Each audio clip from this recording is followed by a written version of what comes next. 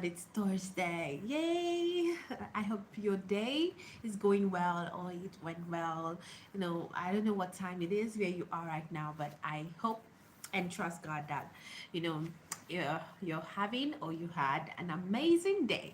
Okay, so welcome to our book, Reading to Learn. And the book we're still on is The Power of Your Subconscious Mind. Do you know the power of your subconscious mind? Do you know you have a superpower in your mind? Oh my God, this book and it unravels a lot. Okay, so many mysteries that you do not know about. Okay, so I'm just going to go straight into it. What we learned yesterday. Remember, okay, we are on the book by Dr. Joseph Murphy, The Power of Your Subconscious Mind. Okay, now this book has opened our eyes to so much, okay, regarding forgiveness, regarding marital, relationships, friendships, happiness, how to be happy, how to position your mind to be happy. So many, so many, so many things. Okay, so how you can be able to, condition your subconscious mind, in a way that it's going to, you know, I mean, be good. I mean, add value, to your life and to those of your family members and loved ones. So let's just get into it. Yesterday we discussed about forgiveness, okay, and how you can be able to, you know, condition your subconscious mind to forgive, to forgive.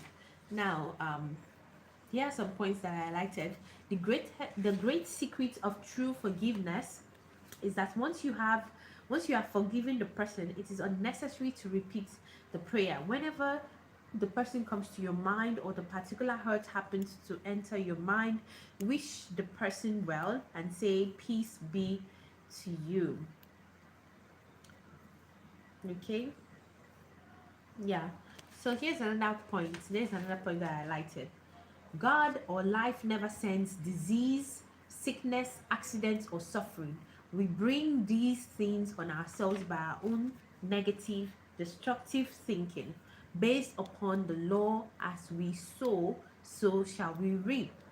Okay, so people always complain that God, they always tend to blame God. I mean, I've done that in the past,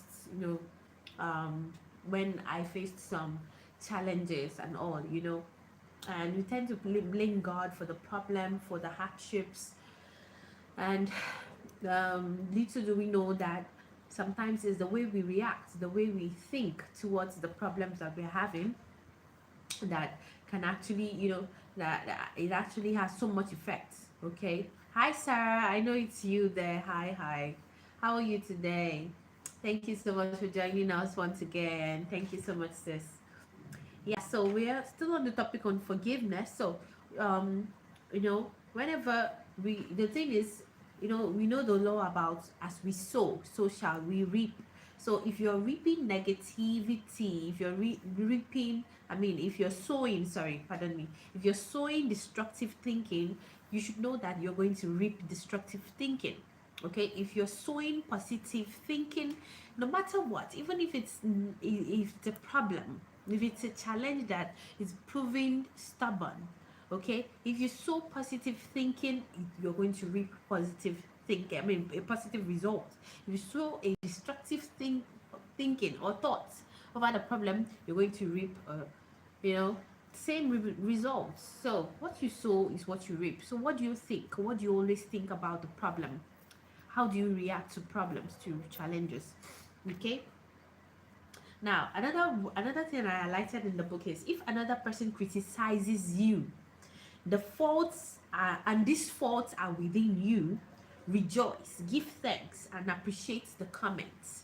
Okay, this gives the opportunity to correct the particular fault. So when someone comes to you and be like, oh, so I don't like this, when someone says I don't like this about you, I mean, you're too saucy, or you're too there, you're not really competent in this area, you should do more, even if the person says it in a harsh tone. Okay, you have to be able to do a self-reflection and ask yourself, okay, are the comments this person are making, are they right or wrong? So if you discover that what the person is actually saying is true, you need to begin to work on yourself.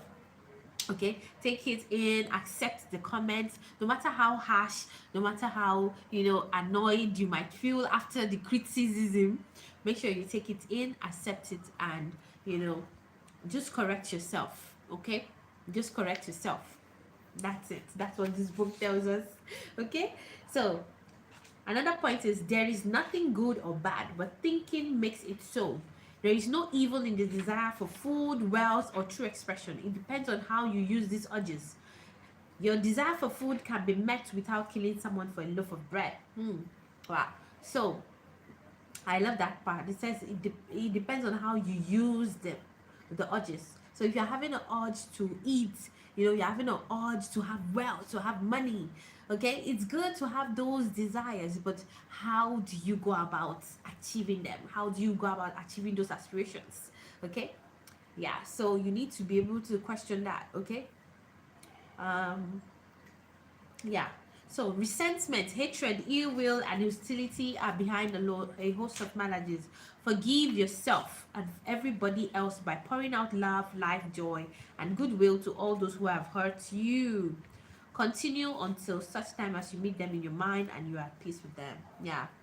So forgiveness starts with you. Forgive yourself, forgive those who have wronged you. It saves you a lot. I mean, we've heard of cases where people tend to have malice, misunderstanding with their friends, their family members, and it affects them physically.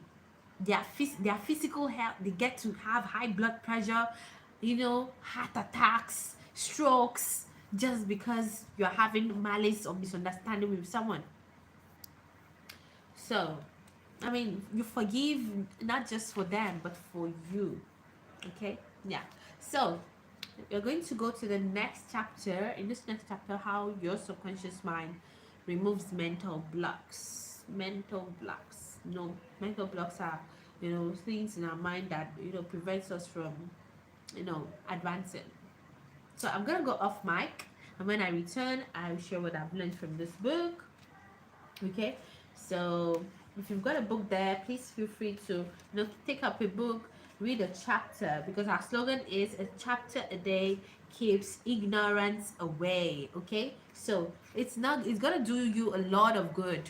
Take up a book, and just read a chapter. I mean, it's not going to take you more than 30 minutes. Okay, invest in your mind and learn something new today. I'll talk to you soon.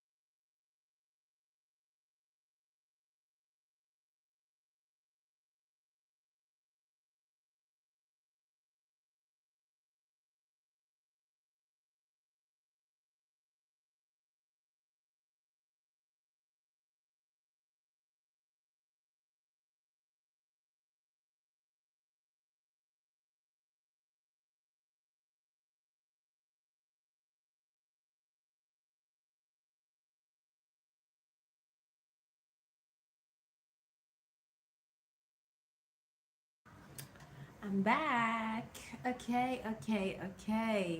Yes. This chapter was quite an interesting one, and it's all about, how to be able to, you know, how to use your subconscious to remove mental blocks. How to use your subconscious to remove mental blocks. So, I love the chapter because, particularly, when it comes to, mental blocks can be, things that obstructs you from seeing, the positive, or from embracing the good life, such as bad habits, like alcoholism, addiction to, various substances, all those things like that. Okay, so what kind of habits do you, imbibe, or do you act upon? Okay, yeah, so you can use your subconscious mind to break such habits. Okay, you can use your subconscious mind to break such habits. Now, you are a creature of habits. Habit is a function of your subconscious mind. Okay, we learn to swim, we learn to ride a bicycle, we learn to dance, we learn to drive a car, you know by, consciously doing these things over and over again. Okay, so if you want to break a habit, you know you have to try to, you know attack it over and over again. Okay, so some people feel like, oh, okay, I want to stop, drinking, and then they feel like it's going to happen in a day. No, because you did not start drinking in a day. It was a habit that you acted upon every day. So if you want to stop it, then you have to start acting on it every day. Okay, so if you're someone who has a bad habit of, other sort of addictions, okay, it cannot be stopped in a day. That's just the plain truth. It cannot be stopped in a day. Just as you form the habits day by day, you have to deform the habit day by day. Okay, you have to be patient with yourself. Okay, you have to be patient with yourself. Whenever you feel the temptation, you have to remind yourself why you need to stop the habits. Okay, keep reminding yourself, keep working on yourself. Okay, keep channeling that desire into a more positive one. So instead of drugs, instead of alcohol, you can look for, positive habits that can counteract, those, urges, those negative urges. Okay, so first of all, in order for you to, address it, you need to admit it. In order for you to address such bad habits, you need to admit it. So many people do not actually, know how to address it, and they don't know that by admitting that, okay, yeah, acknowledging that something is wrong with me. I mean, this thing is eating me up. I mean, this thing is destroying my life. If you don't admit it to yourself and you don't admit it to people, you will continue to be in that psychological prison. Okay, so if you want to stop something, if you want to stop that bad habit, you need to first of all acknowledge it, then admit it that yes, I need help. Okay, yeah. So let me just read out some of the things that I highlighted here. You have freedom to choose. You can choose a good habit or a bad habit. You have the freedom to choose. Okay, so if you have the free will, I mean, God has given us that free will to choose between, alcohol, or, deciding to study your Bible, or you choose between going to parties and, just decide to fellowship with God at home. Okay, you have that free will. You have to be the one to decide which is best for me. What is best for me? God has given us that free will. So no one is holding your hands. So if perhaps something you end up doing the bad, you don't have anyone to blame. You have to blame yourself. You have to take the responsibility. Okay, because you had that freedom to choose and you chose the wrong. Okay, so you form habit patterns in your subconscious mind by repeating a thought and acting on that thought over and over again until it establishes tracks in your subconscious mind. Okay, so like I said, A habit doesn't happen in a day. It's something that you have been thinking about, acting upon over and over again. So if you want to quit, it cannot happen in a day because it wasn't built in a day. Okay? So be patient and work on it. Work on yourself. Be patient and work on yourself. If you want to form a new habit, you must be convinced that it is desirable. So if you want to form a habit of praying, just because your friend prays every day, every night, doesn't mean that, okay, you can start praying. No, you have to have that desire to pray. Okay, if you want to form a habit of reading books, just like me, okay, it didn't just start today. Okay, reading books didn't just start today for me. I had to first of all desire it because I have friends. Okay, I see people online reading books. I mean, I've got colleagues around me who talk about the books they've read, but I can't do it because they've done it or because they do it. I have to desire to do it. So if you want to form a good habit, you need to think, why do I want this habit? Why? Okay, you have to desire it. You have to know why it's going to benefit you. And then you begin to build on that habit. Okay, you begin to build gradually on that habit. Now, let's go to the bad habits. For example, excessive drinking. It is an unconscious desire to escape. Okay, so if you're the kind of person who tends to, indulge in that habit just to escape the problems of life, you are only making things worse for yourself. That's just it. So excessive drinking only makes your mental health, your physical health, your psychological health worse than it was before. Okay, you can never indulge in bad habits to escape the problems or the frustrations of life, or you just want to escape. You want to leave. You want to be because you still come back to that problem. That problem will still be waiting for you. Okay, after you go and come back, to still be waiting for you. So it's a wrong, method to be able to address your problem. Okay, so if you're someone who is an alcoholic right now, the cure is in your mind. The cure is in your mind. You have to do a self-reflection. You have to think, why do I need to stop this habit? How is it affecting me? You have to do the reflection. Like I told you, in order for you to address a problem, you need to admit it and acknowledge it. So acknowledge that it is wrong, then admit it to yourself and admit it to someone who can be an accountability partner that, yes, I can help you through this. Are you willing to be helped? Yes, I'm willing to be helped. I need you to help me with it. That is it. But if you think that you can be able to battle such bad habits alone, I'm sorry, it can't work. It cannot work that way. Now, the last thing I want to talk about is fear. And that's what we learned from this book, okay? Fear can actually hinder you from getting to that goal. Okay, so you'll be scared that, oh, if I stop this bad habit, how do I escape the problems of life, the frustrations? What do I do? That fear tries to kick in. Okay, but I want to tell you that your mind is formidable. You're stronger than you think. Okay, you are stronger than that fear. I mean, God's word says He has not given us the spirit of fear, but the spirit of love, of power, and of a sound mind. So it's something that you have to believe. That fear is a feeling. It is a feeling. Okay, no matter how much it tries to consume you or overwhelm you, at the end of the day, it's a feeling. And your question you need to ask yourself, why am I allowing this feeling? You are the captain of your ship, and your ship is your mind. You're the captain of your ship. So if how will I put it now? If your ship is not following your orders, then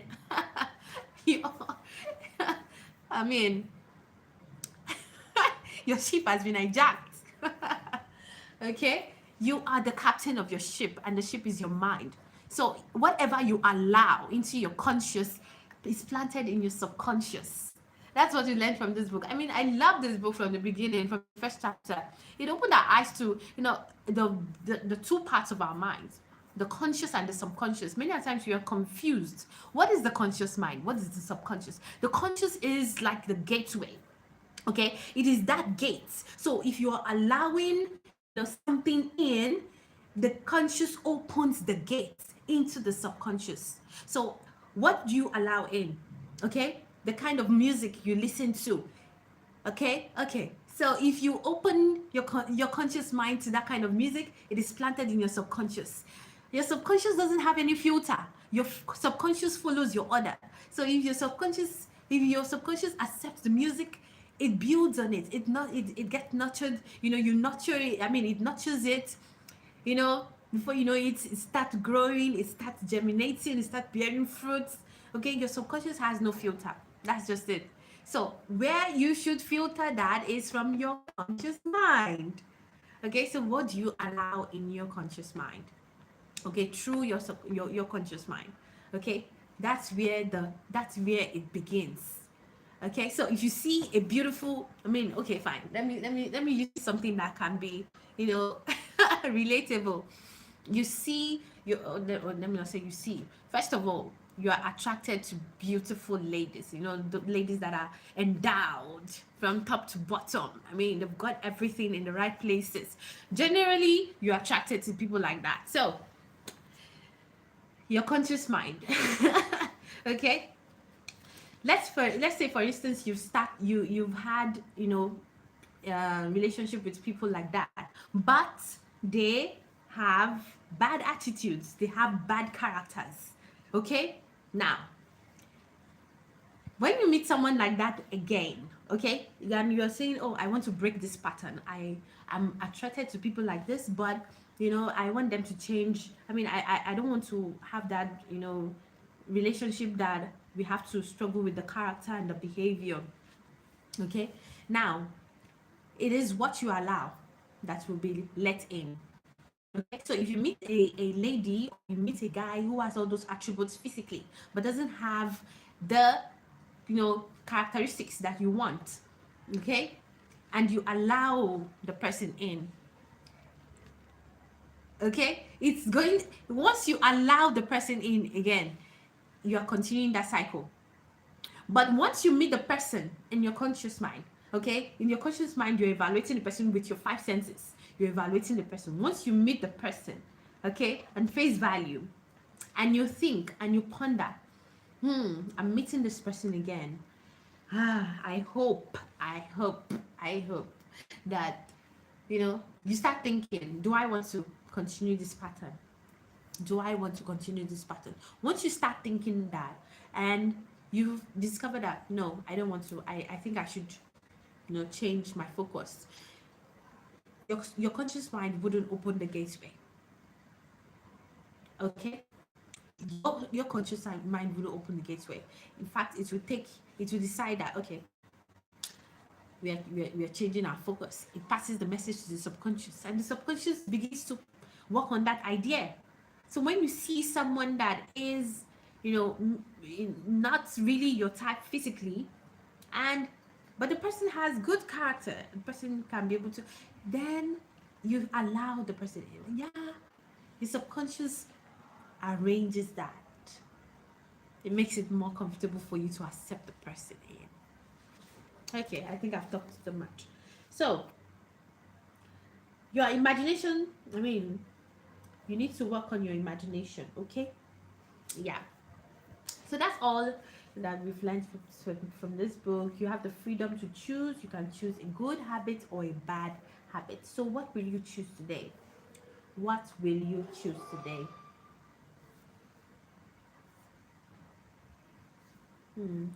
I love this book. I love this book so much. So if you're the kind of person who wants to have, that shift, from positive thinking, I mean, from negative thinking to positive thinking, you can purchase this book. I mean, I do not know the owner of this book.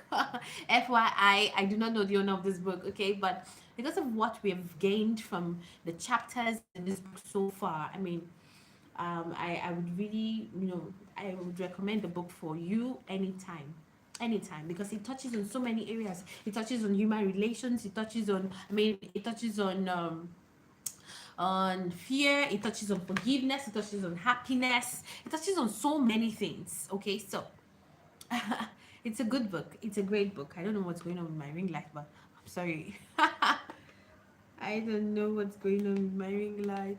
All right. Anyways, I'll talk to you tomorrow. Take care. God be with you. God bless you. And do not forget, your mind is formidable. Bye.